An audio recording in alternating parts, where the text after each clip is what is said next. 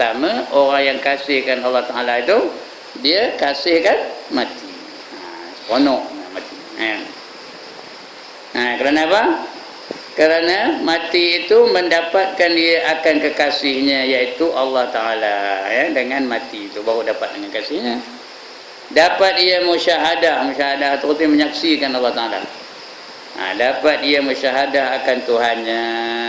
Sabda Nabi sallallahu alaihi wasallam, man ahabba liqa Allah ahabballah liqa'ah. Barang siapa, artinya apa? Barang siapa kasih ia akan mati. Barang siapa kasih ia akan mati kerana mendapat akan Allah Ta'ala, nescaya kasih Allah Ta'ala mendapatkan akan dia. Siapa kasihkan Allah, Allah pun kasih nak dapatkan dia. Dia seronok nak melihat Allah, Allah pun seronok menyaksikan dia. Dan kata Sufyan As-Sawri, seorang ulama namanya Sufyan As-Sawri, dan Bashar Al-Khafi, orang lagi namanya Bashar Al-Khafi, rahimahumallah. Artinya kedua-dua mereka itu mudah-mudahan dapat rahmat dari Allah Subhanahu Wa Taala. La yakrahul mautal illa muribu, li'annal habiba ala kulli halin la yakrahu liqa'a habibi. Artinya tiada benci seorang akan mati melainkan orang yang syak akan kasih akan Allah Ta'ala. Kerana orang yang kasih atas sekalian kelakuan, tidak ia benci akan berdapatkan kekasihnya.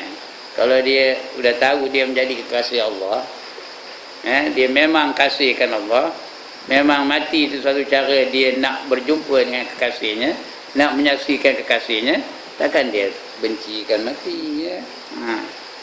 Kalau kita tahu kekasih kita nun jauh biasanya, macam kalau ada kekasih kita nun jauh, atas lagi kemerahalan tu kasih. Kalau ada lah macam sanggup tak begitu? Berambat pun sanggup kan tak? Begitulah, dia tahu kekasih dia tu menunggu dia, nunggu dia mati aja. Kerana tentara dia hidup ni tak dapat melihat Allah. Nak tengok Allah hanya ketika dia mati baru dapat melihat Allah. Jadi dia akan kasihkan mati. Kerana mati itu merupakan titian atau jambatan untuk dia berjumpa dengan kekasihnya. Jadi tak adalah dia benci, tiada ia benci akan berdapatkan kekasihnya.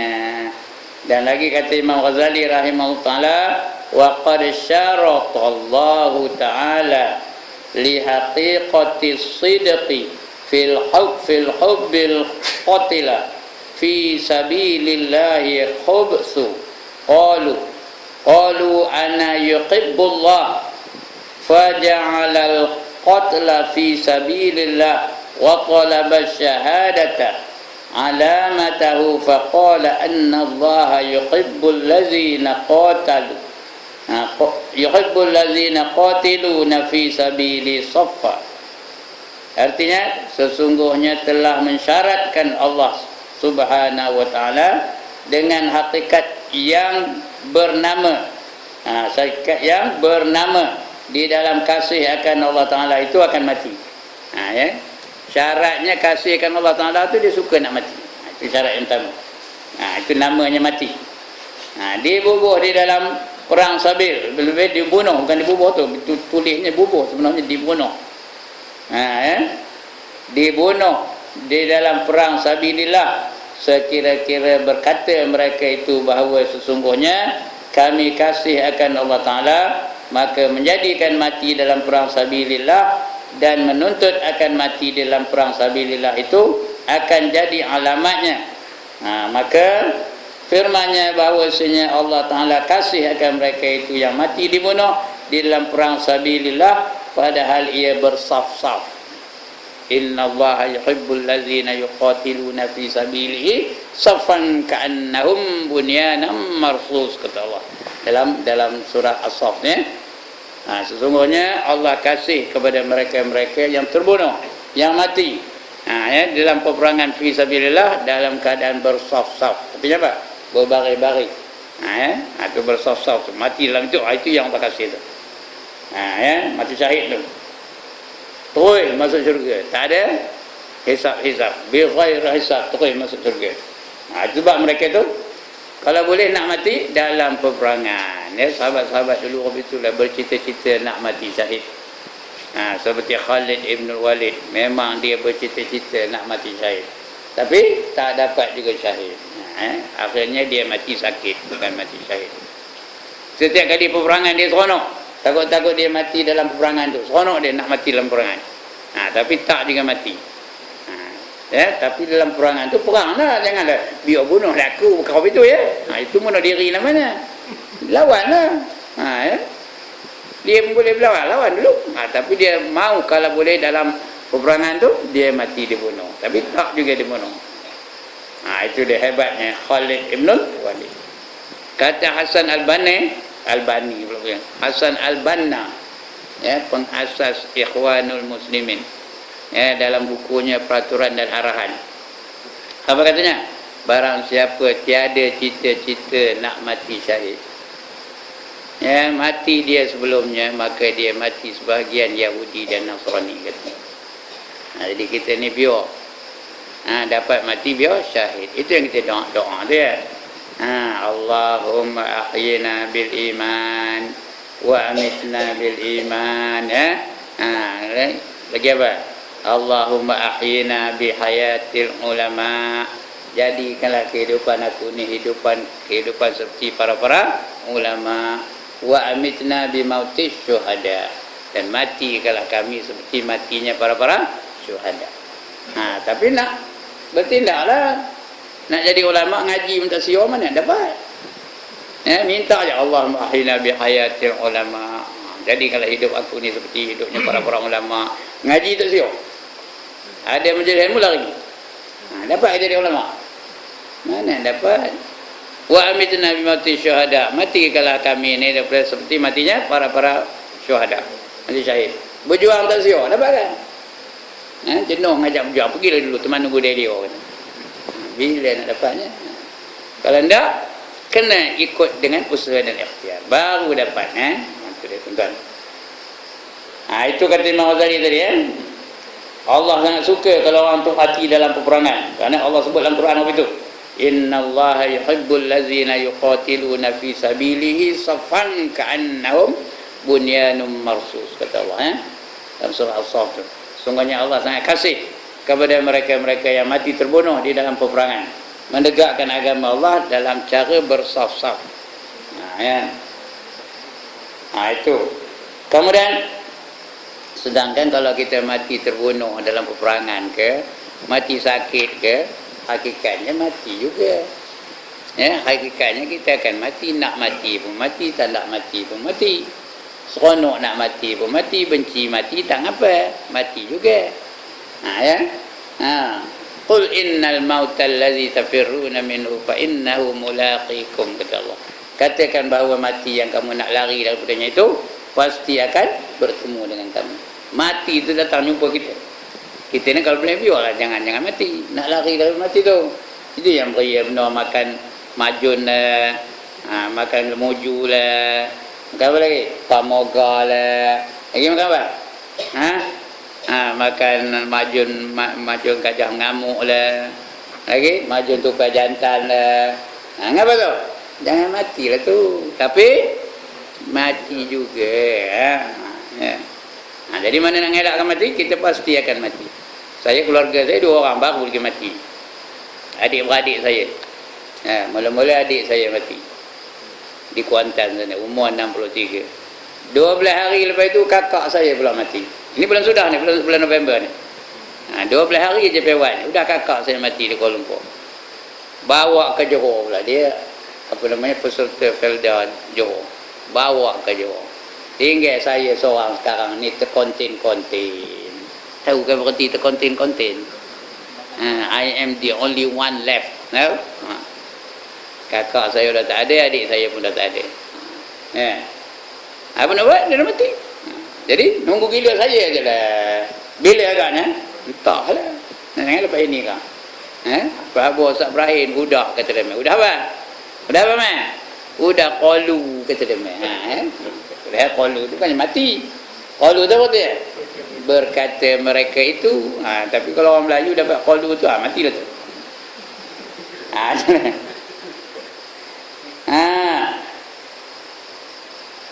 Ya, sebenar-benar kasih nescaya kasih engkau akan mati, yaitu maka membaca ia akan firman Allah, fatamannawul mauta in kuntum shadiqin.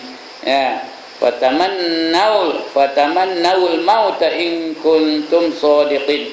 Suratul Baqarah ayat 94. Ya, artinya maka kenang-kenang olehmu akan mati jikalau ada kamu itu kasih akan Allah Taala.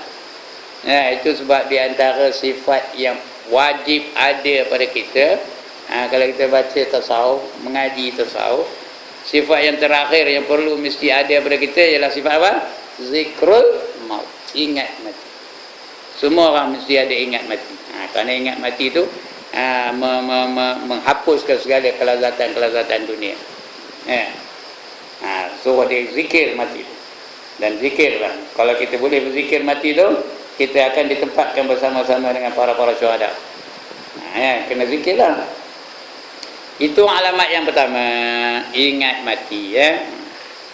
Baik, alamat yang kedua, bahawa ia melihatkan barang yang dikasihi oleh Allah Ta'ala itu atas sekalian yang dikasihi pada zahir dan batin, dan menjauhi ia akan mengikut hawa nafsunya, dan sentiasa ia melazimkan atas berbuat taat akan Allah Ta'ala, dan menghampir akan dirinya kepada Allah, dan membanyakkan berbuat ibadat yang sunat, seperti yang menuntut akan dia, seperti ia menuntut akan darjat yang tinggi, yang menghampirkan kepada Allah Ta'ala. Kata Sahil rahimahullah Ta'ala, alamatul hubbi ibsaruhu ala nafsihi wa laisa kullu man amila bi ta'atillahi ta'ala sara habiban sadiqan wa innamal habibu man ihtanabal manahi. Artinya bermula alamat orang yang kasih akan Allah Ta'ala itu melebihkan dia akan kasih Allah Ta'ala atas kasih akan dirinya. Dan tiap-tiap orang yang berbuat taat akan Allah Ta'ala itu jadi kasih ia akan Allah Ta'ala. Dan hanya orang yang kasih akan Allah Ta'ala itu orang yang berbuat taat serta menjauhi ia akan sekalian yang ditegakkan oleh Allah Ta'ala pada zahir dan pada batinnya. Alamat yang kedua orang kasihkan Allah Ta'ala itu apa? Iaitu dia sentiasa mengerjakan apa yang diperintah oleh Allah Ta'ala. Mana yang suruh dia buat, tak ada komplain-komplain. Seronok dia beribadat, seronok dia sembahyang, seronok dia berjuang di jalan Allah, seronok dia berzikir, seronok dia baca Quran. Sentiasa melakukan perkara yang diperintahkan oleh Allah Ta'ala, dan benci dia kepada maksiat. Tanda dia buat maksiat. Tanda dia mengikut hawa nafsu, dia menjauhi ia akan mengikut hawa nafsunya. Memang nafsu sentiasa ngajak kepada kejahatan, tapi dia kasihkan Allah Ta'ala, dia lebih kasih kepada Allah daripada kasihkan hawa nafsunya. Dan sentiasa ia melazimkan, arti membiasakan dirinya atas berbuat taat akan Allah Ta'ala. Sentiasa buat taat. Sembahyang tak miss, berjemaah pula tu. Tak miss, berjemaah. Every time, every minute, dia sentiasa mengingat kepada Allah Ta'ala. Allazina yazkuruna Allaha qiyaman wa qu'udan wa ala junubihim. Mereka yang sentiasa mengingati Allah sambil berdiri, sambil duduk, sambil dalam pembaringan. Wa yatafakkaruna fi khalqis samawati wal ardh. Dan sentiasa memikirkan kejadian langit dan bumi. Itu aja kerjanya. Dia sentiasa melakukan kebaikan, benci dengan maksiat, tak nak maksiat, benci tengok maksiat. Nengok pohon hama itu nak muntah, tengok. Ada orang betul angkat tangan.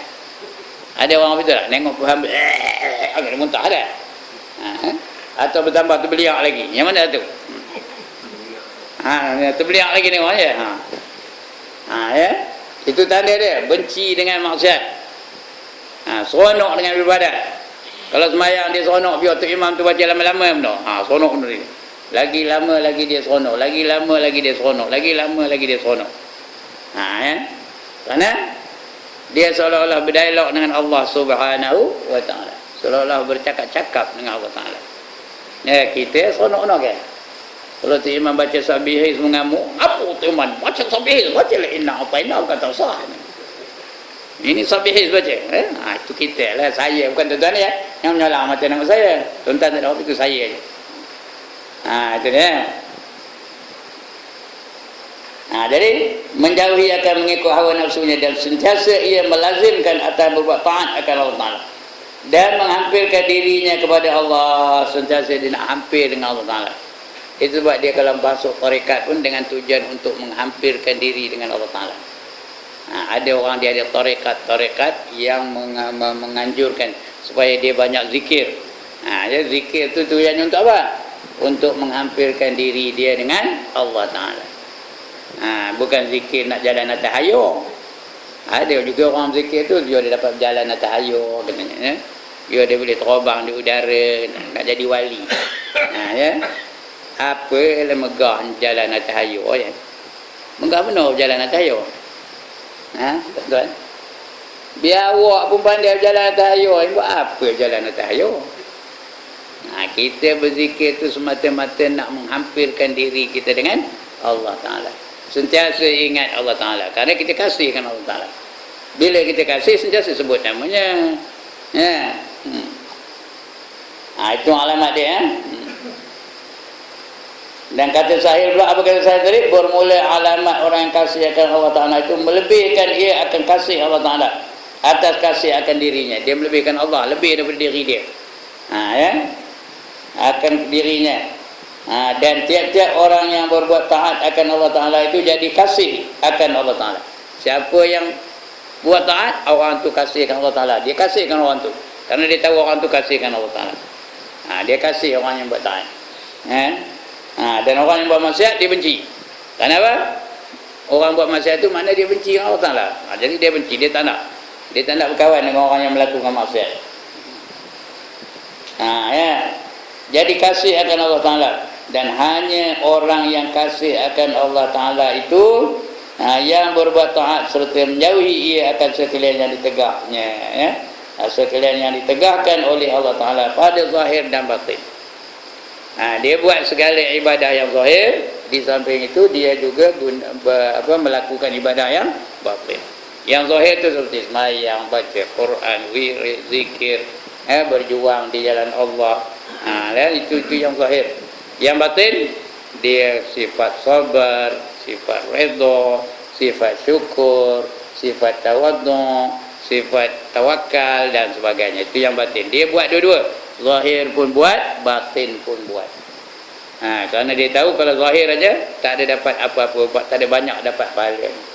Kerana Allah bukan melihat perbuatan yang zahir-zahir, tapi tidak pula boleh ditinggalkan. Yang zahir-zahir itu kena buat juga. Tapi Allah bukan itu dinilainya. Allah nilai perbuatan hati. Innallaha la yanzuru ila suwarikum wa amwalikum.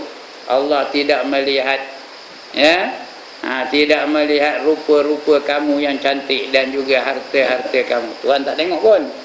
Kan rupa yang cantik itu rupa semayang yang cantik, rupa baca Quran yang cantik, rupa jihad yang cantik. Tuhan tak tengok pun yang zahir-zahir tu.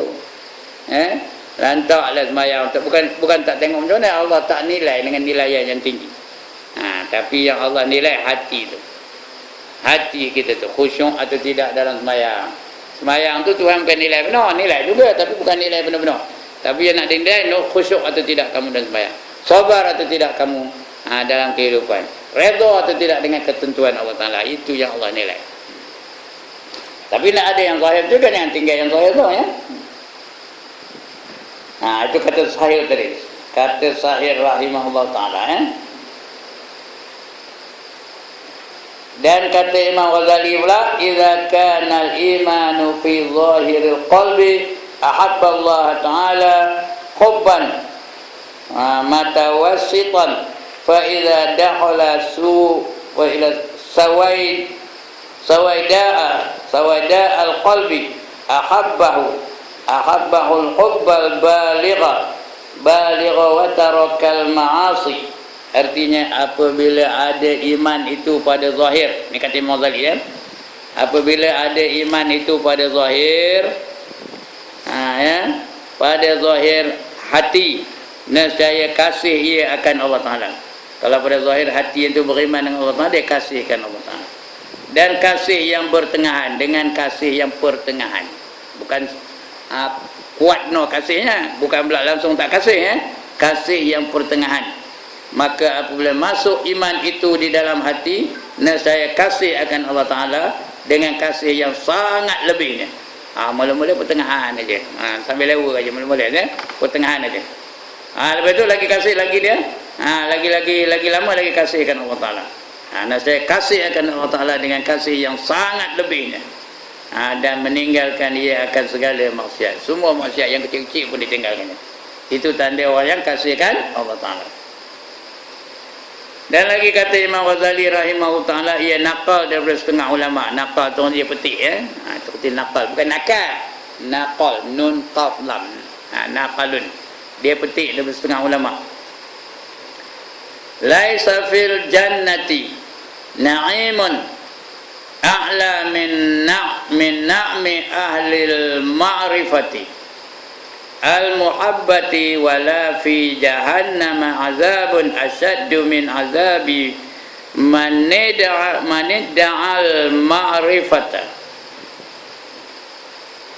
wal mahabbata walam yatahaqqu bi syai'in min zalik. Artinya tiada di dalam syurga itu nikmat yang terlebih tinggi daripada nikmat orang yang makrifah akan Allah Ta'ala. Nikmat di dalam syurga yang paling tinggi ialah untuk orang yang makrifah akan Allah Ta'ala. Orang yang betul-betul kenalkan Allah Ta'ala. Hari ini banyak orang ngaku dia makrifah dengan Allah Ta'ala.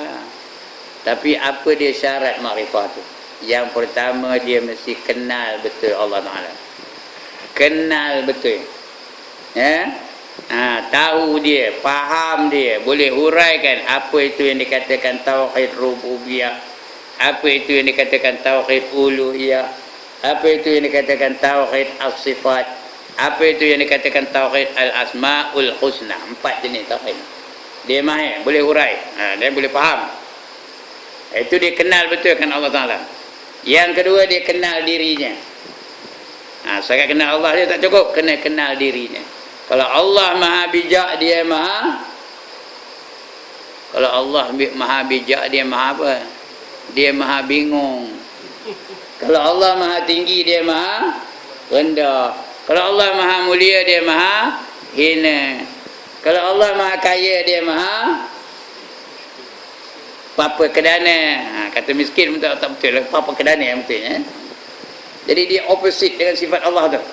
Kerana dia pun Allah yang menjadikannya. Padahal kita ni yang sebenarnya apa tak ada, fakir.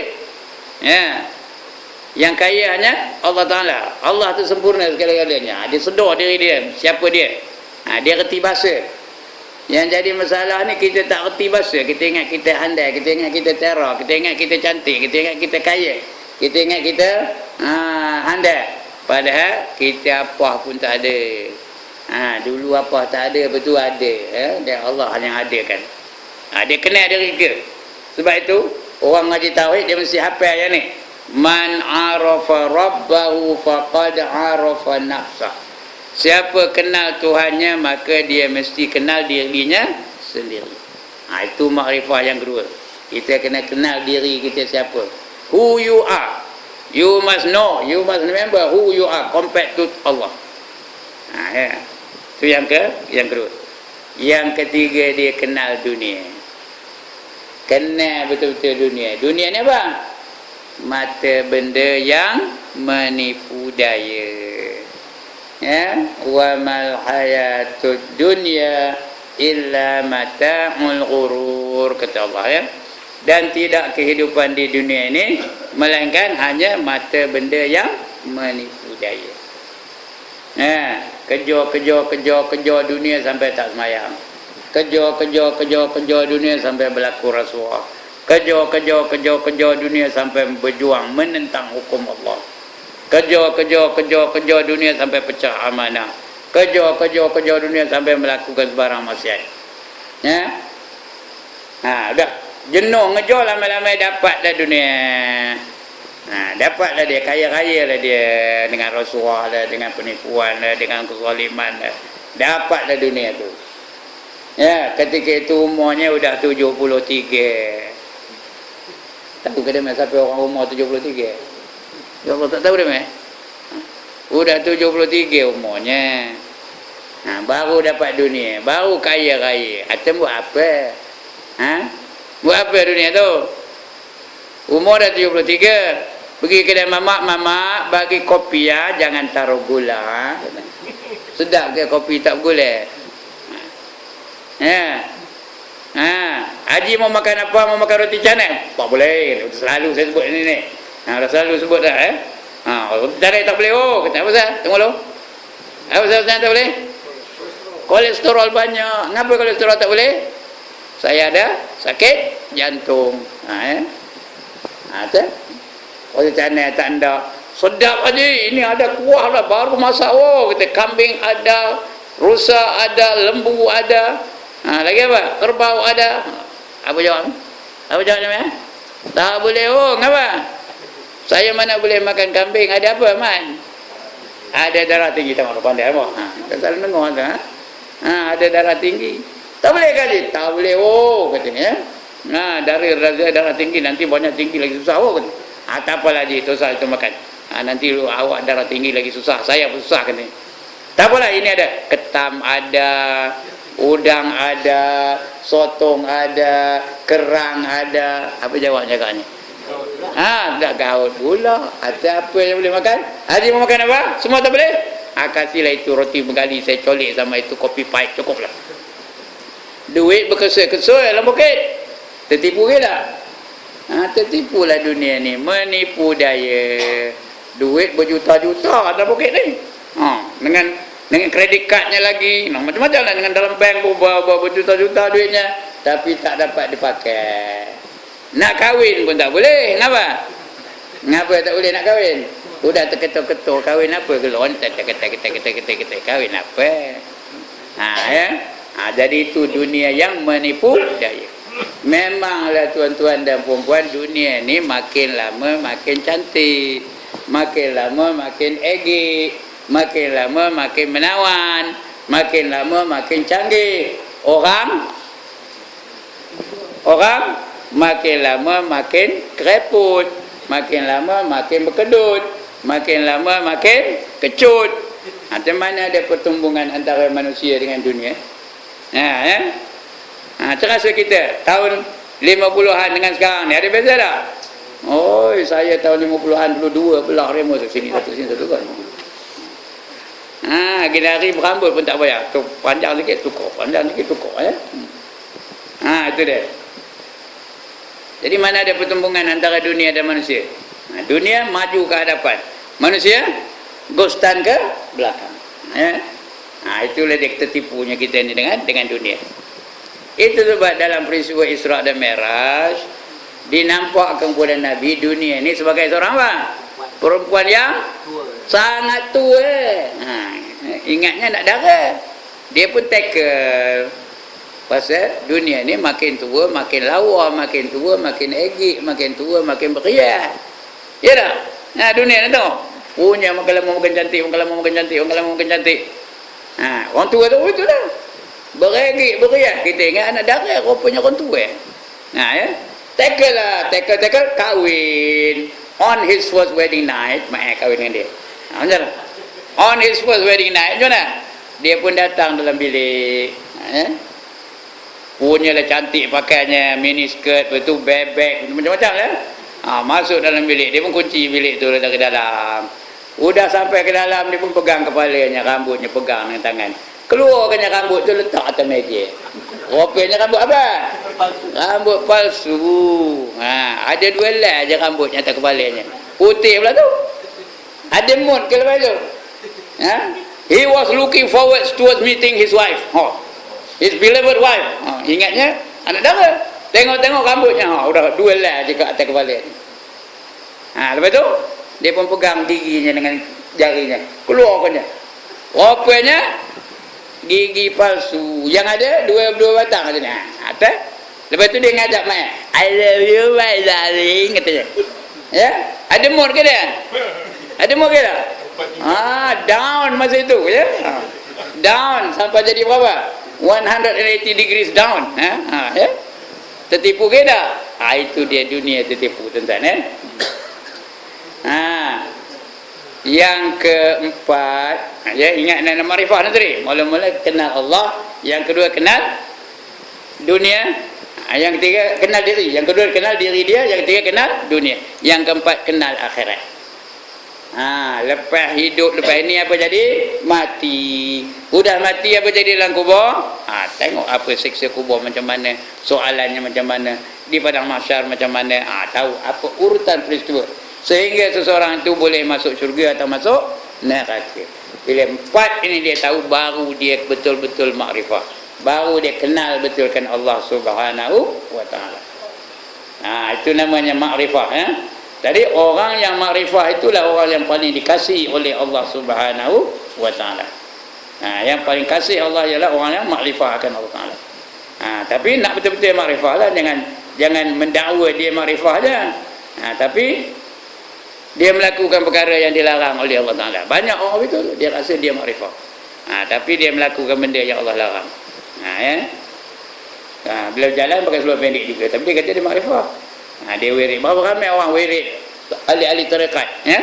Wirid subhanallah subhanallah subhanallah, la ilaha illallah la ilaha illallah la ilaha illallah. Lepas tu jalan pakai seluar pendek. Ya, ada sampai berpuluh-puluh kata-kata ribu zikirnya. Tapi tertipu dengan kehidupan dunia ni. Itu bukan makrifah tu. Itu hanya labun saja, labun makrifah ada. Yang makrifah betul dia akan bersedia dalam kehidupan di akhirat. Tak berani dia melakukan perkara-perkara yang mendatangkan kemurkaan Allah Ta'ala. Baik. Dan kata Imam Ghazali lagi, dia petik, dia nakal bersetengah ulama. Ya. Tiada di dalam syurga nikmat yang terlebih tinggi daripada nikmat orang yang makrifah. Ada Arab ni kita baca tadi. Orang yang makrifah akan Allah Ta'ala dan orang yang kasih akan Allah Ta'ala. Dan tiada dalam neraka Jahannam itu siksa yang terlebih sangat daripada siksa orang yang mendakwa akan makrifah akan Allah Ta'ala. Ini ingat ni, ya. Orang yang mendakwa dirinya sudah makrifah dengan Allah Ta'ala tapi tidak mengikut perintah Allah Ta'ala, melakukan yang dilarang oleh Allah Ta'ala, itulah orang yang sangat disiksa oleh Allah Subhanahu Wa Ta'ala nanti. Allah tanya, so apa nak jawab? Lima taquluna ma la taf'alun. Kenapa kamu bercakap tapi kamu tak berbuat? Kabura maqtan indallah an taqulu ma la taf'alun. Sangatlah besar kemurkaan Allah bagi mereka-mereka yang hanya bercakap tapi tak berbuat. Cakap je, buatnya tak. Ya. Ini bahaya ni. Yang bahaya siapa? Ustaz bahaya. Esok ditanya Tuhan apa nak jawab. Dia nyuruh orang buat baik, tapi dia juga ngambil nombor ekor. Contohlah kalau ada ustaz begitu. Kau tahu Ustaz Ibrahim begitu? Dia nyuruh orang buat baik aja, tapi dia sehari minggu ngambil nombor ekor. Tahu? 986. Tahu? 986. Dia tiga nombor aja. 986. Masa hujung minggu 986. Tahu kan? Ada luar, tengoklah. Itu dia. Jadi dia cakap aja tapi buat tidak. Atau dia nyuruh aja orang lain, dia nyuruh orang lain aja, dia tak buat. Itu bahaya ni. Ustaz-ustaz, lagi pendakwa, lagi pemimpin. Dia memang pandai cakap je, buat tidak. Jadi yang paling banyak siksanya ialah orang yang mendakwa dia, mendakwa makrifah kepada Allah Ta'ala dan mendakwa akan kasih Allah Ta'ala. Dia mendakwa dapat kasih sayang Allah Ta'ala. Ya, orang-orang tarikat yang banyak terkenal ni, dia mendakwa dia dah dapat maqam. Maqam tu dia apa? Pangkat. Di akhirat tu dia dah tahu dalam pangkatnya apa. Dia dah tahu di akhirat esok dia pangkat apa, sarjan ke, kopral ke, general ke, lieutenant ke, lieutenant colonel ke. Ya. Dia dah tahu pangkatnya di akhirat. Ya, tu guru saya ada seorang tu kata, tanya, Kak mikir apa pangkatnya di akhirat? Jawabnya apa? Saya pangkat berdosa katanya. Terkanjai yang menanya tu pun ya. Kita ni semua pangkat berdosa belaka. Ya. Ini dah dia tahu pula dia tu sarjan ke, kopral ke, ya Allah, sarjan meja ke. Itu orang yang tertipu lah tu. Jadi orang yang mendakwa dirinya makrifah sedangkan dia tak kenal macam Quran pun tak ketik, itu bukan makrifah. Dan orang yang mendakwa akan kasihkan Allah Ta'ala padahal tiada sebenar-benar dengan sesuatu daripada demikian itu. Itu alamat yang kedua. Ya. Alamat yang ketiga, kita ambil satu lagi. Alamat yang ketiga. Semuanya 10 ya. Kena sabarlah, tak lalu malam dia baca 10 sekali. 3 tu mungkinlah boleh, 4 kita tengok sekarang ya. Alamat yang ketiga, bahawa sentiasa ia melazimkan zikrullah, sentiasa berzikir aja kerana dia kasihkan Allah. Bila dia kasih, dia sebutlah namanya kan. Dalam lagu ada lah, jikalau engkau merindu lagi, ya Allah tak orang dengar ke mana. Apa mak? Jikalau engkau merindu lagi, sebutlah namaku. Macam tu lah. Rindu Allah tak? Tuan-tuan dan perempuan, rindu Allah tak? Rindu, sebutlah nama Allah. Allah, Allah, Allah, Allah, Allah. Zikir tu ya. Zikir ni banyak ya. Ya Hayyu ya Qayyum zikir. Ya Latif ya Khabir zikir. Ya Zal Jalali wal Ikram zikir. Tapi yang paling afdal ialah la ilaha illallah. Sebab itu afdal la ilaha illallah ni banyak namanya.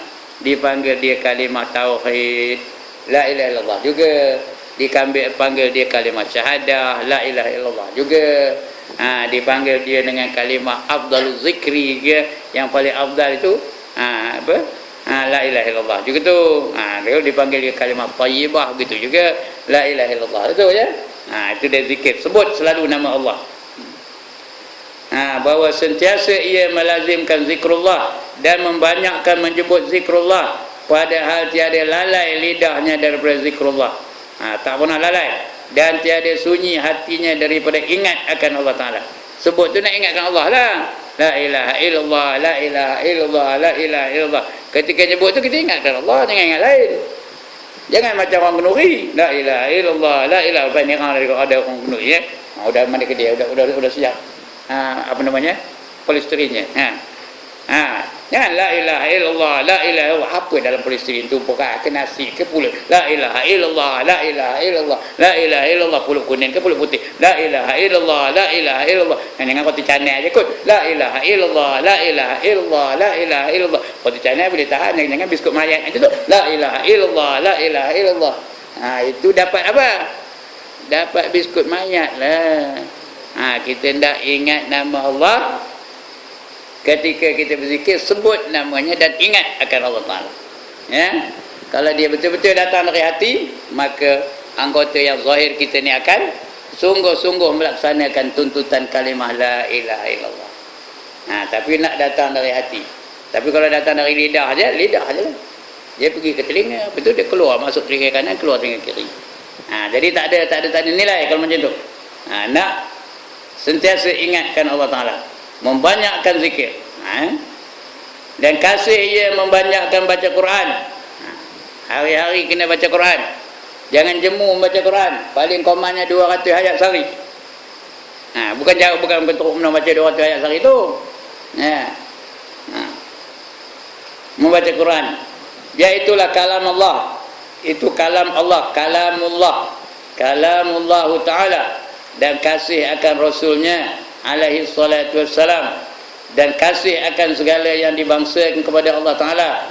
Kerana barang siapa kasih akan manusia itu, nescaya ia kasih akan anjing yang pada tempatnya itu. Dan sangat ia kasih akan Allah Ta'ala, nescaya kasih akan segala makhluk. Walaupun anjing dia kasih, kalau dia kasihkan Allah Ta'ala, kerana anjing itu Allah yang menjadikan dia makhluk juga ya. Dan sangat kasih ia akan Allah Ta'ala, dan saya kasih ia akan segala makhluk.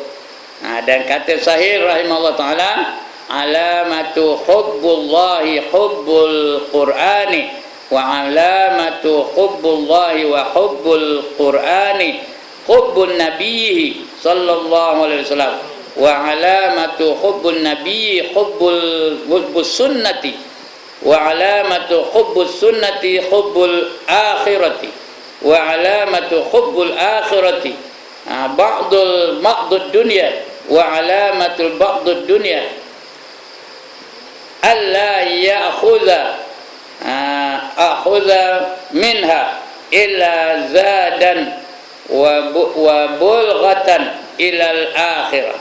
Artinya bermula alamat orang yang kasih akan Allah Ta'ala itu kasih akan Quran. Orang kasih akan Allah, dia kasih akan Quran. Kerana Quran itu siapa buatnya, siapa menjadikannya?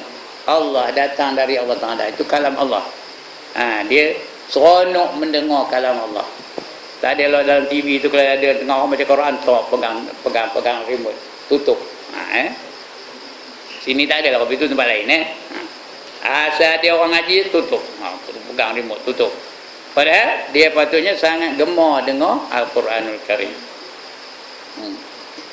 Itu alamat dia, kasih akan Quran. Dan alamat kasih akan Allah Ta'ala itu kasih akan Quran dan kasih akan Nabi SAW. Kasihkan Quran dan kasihkan Nabi SAW. Itu tak alamat dia kasihkan Allah tu. Kerana Nabi itu Rasulnya, Allah yang lantik. Quran itu kalam Allah, Allah yang cipta Quran itu. Dan alamat kasihkan Allah Ta'ala itu kasihkan Quran dan kasihkan Nabi SAW. Dan alamat kasihkan Nabi SAW kasih akan kelakuannya, kasih akan sunnah Nabi. Dia akan ikut apa saja sunnah-sunnah Nabi itu. Dan kasih akan kelakuannya, dan alamat kasih akan kelakuannya itu kasih akan akhirat. Alamat dia kasihkan sunnah Nabi itu dia kasihkan akhirat. Seronok kalau dapat nak pergi ke akhirat, sentiasa bercerita tentang akhirat, memikirkan tentang akhirat. Tak ada lalai dalam mengingati akhirat. Dia kasih akan akhirat. Dan alamat kasih akan akhirat itu benci akan dunia. Dia kasihkan akhirat, dia bencikan dunia. Kalau dia kasihkan dunia, bencikan akhirat. Dia itu balik itu. Kasihkan akhirat, bencikan dunia. Bukan benci maknanya tak nak langsung dunia. Dia tidak, dunia itu bukan di hati dia. Dia hanya mengambil dunia itu sekadar keperluan semata-mata. Bukan hajat. Hajat banyak. Ini keperluan saja. Benci akan dunia. Dan tiada mengambil ia akan dunia itu melainkan sekadar bekal yang menguatkan ibadat. Dia makan juga, tapi jangan sampai muntah. Makan hanya untuk menguatkan tulang belakangnya aja. Supaya dia boleh beribadat kepada Allah Subhanahu Wa Taala. Janganlah langsung tak makan. Kalau langsung tak makan, lenyo pula. Bila lenyo, bila nak sembahyang kau dah lenyo. Bila nak berjuang kau dah lenyo. Jadi bagi menegakkan tulang belakang semata-mata. Itu dia apa namanya? Kasihkan Allah Taala. Dia ambil dunia ni sekadar keperluan, bukan sekadar hajat. Hajat tu banyak dia hajat. Mana dia? Sekadar bekal yang menguatkan ibadat dan sekadar yang menyampaikan kepada berbuat kebajikan yang memberi manfaat di dalam akhirat. Dia supaya dia dapat beribadat untuk akhirat. Kemudian sabda Nabi sallallahu alaihi wasallam, "Akhibbullaha lima yaghdukum bihi min ni'matin wa ahibbuni lillah." Artinya kasihi olehmu akan Allah kerana ia memberi makan kamu dengan makanan daripada nikmatnya, dan kasih olehmu akan daku kerana Allah. Dan firman-Nya, "Qul in kuntum tuhibbunallah fattabi'uni yuhibbukumullah." Artinya apa? Katakan olehmu ya Muhammad bagi umatmu, jikalau ada kamu kasih akan Allah Ta'ala, maka ikut olehmu akan daku. Akan daku ni apa? Ikutkan Rasul. Juga ikut Haji Ibrahim, dia ikut Rasul. Haji Ibrahim yang ikut, dia makan kuat. ikut Rasul. Rasul makan macam mana? Rasul makan macam mana? Dia berhenti sebelum kenyang. Dia hanya makan ketika baginda lapar. Itu Rasul, kena ikut Rasul. Ya. Haji Ibrahim makan macam mana? Tak berhenti sehingga muntah baru berhenti. Jangan ikut Haji Ibrahim. Nak ikut Rasul, ya. Kalau kita ikut Rasul, Allah akan kasihkan kamu. Yuhibbukumullah. Nanti akan dikasih Allah akan kamu. Saya kasih akan kamu oleh Allah Ta'ala. Dan kata Sufyan Ats-Tsauri rahimahullah Ta'ala, man ahabba man yuhibbullah Ta'ala fa innama ahabballaha wa man akrama man yukrimullah Ta'ala yukrimullah Ta'ala fa innama yukrimullah azza wa jalla. Artinya barang siapa kasih akan orang yang kasih akan Allah Ta'ala, ya, dia bukan kasih, dia kasihkan orang tu kasihkan Allah Ta'ala. Dia kasihkan orang tu kerana orang tu kasihkan Allah Ta'ala. Bukan mesti kasihkan Allah Ta'ala, itu dah automatik dia kasihkan Allah Ta'ala. Ini dia kasihkan orang kerana orang tu kasihkan Allah Ta'ala. Ini kata Sufyan Ats-Tsauri ni, ya. Barang siapa kasih akan Allah Ta'ala, ya, hanya sahaja ia kasih akan Allah Ta'ala. Dan barang siapa memuliakan orang yang memuliakan Allah Ta'ala, dia bukan memuliakan Allah, memuliakan orang yang memuliakan Allah Ta'ala, maka hanya sahaja ia memuliakan Allah Ta'ala azza wa jalla. Maknanya dia kasihkan orang yang kasihkan Allah Ta'ala, dia kasihkan Allah, itu maknanya. Dia memuliakan orang yang memuliakan Allah Ta'ala, katanya dia memuliakan Allah Ta'ala. Orang tu sebagai wasilah saja, sebagai perantaraan saja. Yang sebenarnya dia kasihkan Allah Ta'ala. Sebab itu dia kasihkan orang yang memuliakan Allah Ta'ala. Sebab itu dia kasihkan orang yang kasihkan Allah Ta'ala. Itu dia. Itu dia ya, yang ketiga.